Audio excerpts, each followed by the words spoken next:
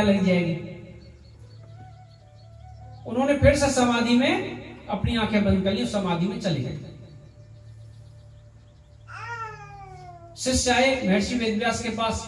महर्षि वेदव्यास ने पूछा क्या हुआ? महाराज श्लोक तो सुनाया, आंख भी खुल गई, बात भी की। उन्होंने कोई इंटरेस्ट नहीं दिखाया, उनके मन में आने की नहीं थी।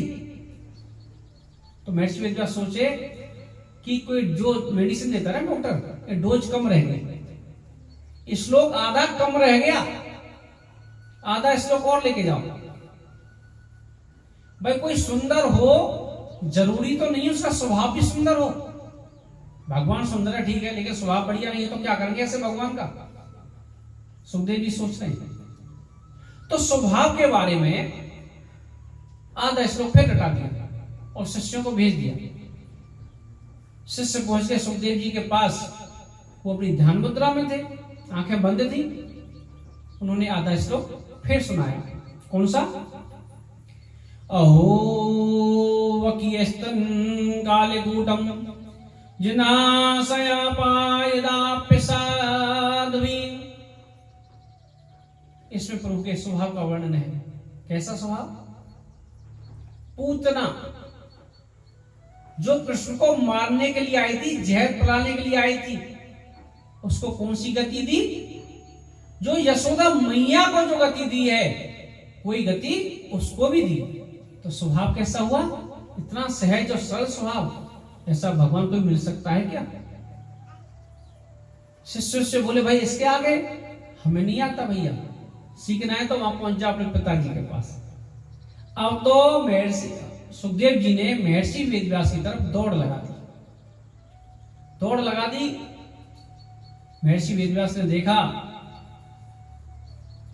कि हमारा पुत्र आ गया है, गले से लगा लिया कि इसको श्रीमद् भागवत कथा सुना दें। लेकिन फिर एक समस्या हो गई। महर्षि वेदव्यास सोचने लगे अगर इसको मैं भागवत सुना दूंगा, लोग बोलेंगे किसी और को तो सुना ही नहीं, अपने पुत्र को सुना दी, कोई और नहीं मिला सुनाने के लिए, क्या करें? तो इसकी परीक्षा लेनी चाहिए। अच्छा खासा वो पूजा पाठ कर रहा था, समाधि में था, वहां से उठा लाए मंत्रों के द्वारा, अब सुना नहीं रहे, अब परीक्षा दे पहले। अब परीक्षा लेने वाला भी तो कोई अच्छा ही हो उसकी, जिन्होंने गर्भ को मंदिर बना दिया हो, भगवान के दर्शन हो गए हो जिसको, उसकी परीक्षा कोई हल्का फुल्का ले लेगा क्या? 8वीं क्लास में का बच्चा ग्रेजुएशन वाले की परीक्षा ले लेगा? तो उन्होंने परीक्षा के लिए राजा जनक को चुना है। किसको? राजा जनक को। महर्षि वेदव्यास बोले आपको राजा जनक के पास जाना होगा, पहले वेदों का अध्ययन करो, वेदांत पढ़ो, उसके बाद हम श्रीमद् भागवत कथा तुम्हें सुनाएंगे।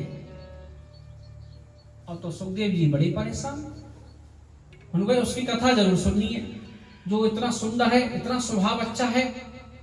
कोई बात नहीं, हम पहले वेदांत पढ़ने जाएंगे। राजा जनक के पास पहुंच गए। राजा जनक कोई नाम नहीं है, राजा जनक एक उपाधि का नाम, जैसे प्रधानमंत्री, राष्ट्रपति, एक उपाधि का नाम है।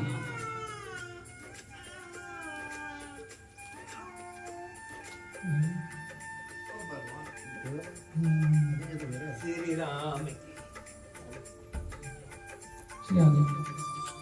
सीता जी के जो पिताजी थे उनका नाम था शीलध्वज। सीता जी के पिताजी जो जनक थे उनका नाम था शीलध्वज। ये उनके बाद दूसरे जनक हैं, इनका नाम है हर्ष्यरोमा। इनके पास पहुंच गए, द्वारपालों ने दरवाजे पर रोक दिया। हाँ महाराज कैसे आए? भैया महाराज जनक से मिलना है, वेदांत का अध्ययन करना है, मेरा नाम सुखदेव है, व्यास नंदन। द्वारपाल बोले ठीक है, महाराज से पहले बात करते हैं, उनकी परमिशन लाते हैं। जाके सूचना दी द्वारपालों ने महाराज जनक को कि व्यास नंदन सुखदेव आपसे मिलना चाहता है। क्या हुआ? जनक जी ने बोला कि उनको वहीं खड़ा रहने दो। आके संदेश सुना दिया महाराज कि महाराज तो अभी बिजी हैं, आप यहां पर इंतजार करो, जब उनके पास समय होगा आपको बुला लेंगे। सुखदेव महाराज कितने दिन खड़े रहे वहां?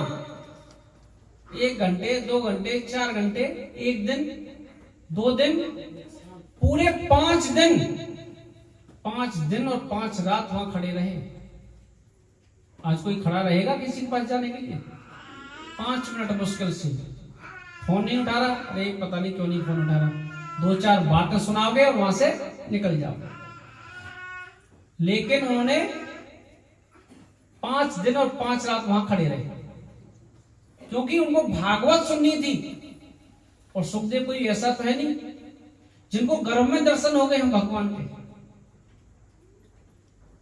5 दिन बाद महाराज जनक ने बोला कि द्वारपालों को देखो, वो खड़े हैं या चले गए? महाराज वो तो वहीं पर खड़े हैं। अच्छा तो देखो उनके चेहरे पर क्रोध है या नहीं? खड़े तो हैं, ठीक है, लेकिन बड़बड़ा रहा हो, कोई क्रोध हो रहा हो, भाई चेहरे से झलकता है क्रोध तो। महाराज नहीं, जैसे 5 दिन पहले आए थे ऐसी प्रसन्नचित्त अवस्था में खड़े हैं। महाराज जनक समझ गए इसका मतलब उन्होंने क्रोध को जीत लिया है। बुला के लाओ अंदर, सम्मान के साथ अंदर ले गए और एक सरोवर के किनारे उनका आसन लगा दिया। महाराज आप यहां थोड़ा सा विश्राम करो, महाराज आपसे मिलने वाले हैं। अब महाराज जनक ने सोचा काम, क्रोध को तो जीत लिया, काम को जीता है नहीं जीता? सुंदर युवतियों को भेज दिया, कोई फल लेके गई, कोई दूध लेके गई, कोई पंखा जल रही है, उनको कोई मतलब नहीं। उनका तो एकमात्र उद्देश्य था श्रीमद् भागवत कथा। महाराज जनक से वेदों का अध्ययन करूंगा, उसके बाद श्रीमद् भागवत कथा सुनूंगा। उन्होंने उस युवतियों की तरफ देखा तक नहीं। युवतियां भी थक हार कर कहां पहुंच गई? जनक के पास। महाराज पत्थर है, वो पत्थर दिखता भी नहीं है। जनक महाराज पता चला उन्होंने काम को और क्रोध दोनों को जीत लिया है। जनक जी ने आकर साष्टांग दंडवत प्रणाम किया सुखदेव जी के लिए। महाराज मैं आपको क्या वेदांत पढ़ाऊंगा, मुझे तो एक परीक्षा लेनी थी, वो भी आपके पिताजी के कहने पर। मैं आपके पिताजी के पास संदेश भिजवा देता हूं कि आप उत्तीर्ण हो गए हो, आप पास हो गए हो परीक्षा में। आजकल कोई होता महर्षि वेदव्यास की जगह सिफारिश करता, भैया तुम तो मिलने वाले हो, मेरा बच्चा पास हो जाए। महर्षि वेदव्यास है, उनको पता था ये संत श्रोमणी है सुखदेव, लेकिन फिर भी परीक्षा कराई कि लोग ये ना बोले कि अपने पुत्र को भागवत कथा सुना दी। श्री सुखदेव जी को संत श्रोमणी बोला गया है भागवत के अंदर। एक बार सभी साधु संतों की मंडली बैठी थी, एक साधु ने सुखदेव जी को संत श्रोमणी बोल दिया। नारद जी को थोड़ा अटपटा लगा, यार हम भी दिन रात नारायण नारायण गाते फिरते हैं और हम संत श्रोमणी नहीं और संत श्रोमणी है, उम्र भी कम है। तो साधु ने बोला कि आने वाले समय हम बता देंगे संत श्रोमणी क्यों बोल रहे हैं हमें। अगली बार सभी संतों की मंडली फिर से बैठी, तो एक युक्ति उन्होंने नारद जी के पास बैठा दी और एक युक्ति उन्होंने सुखदेव जी के पास बैठा दी।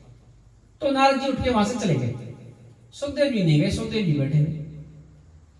साधु संत बोले इसलिए इनको संत श्रोमणी बोलते हैं कि तुम्हारे मन के अंदर अभी भेद है स्त्री और पुरुष में, इसलिए आप उठ के खड़े हो गए।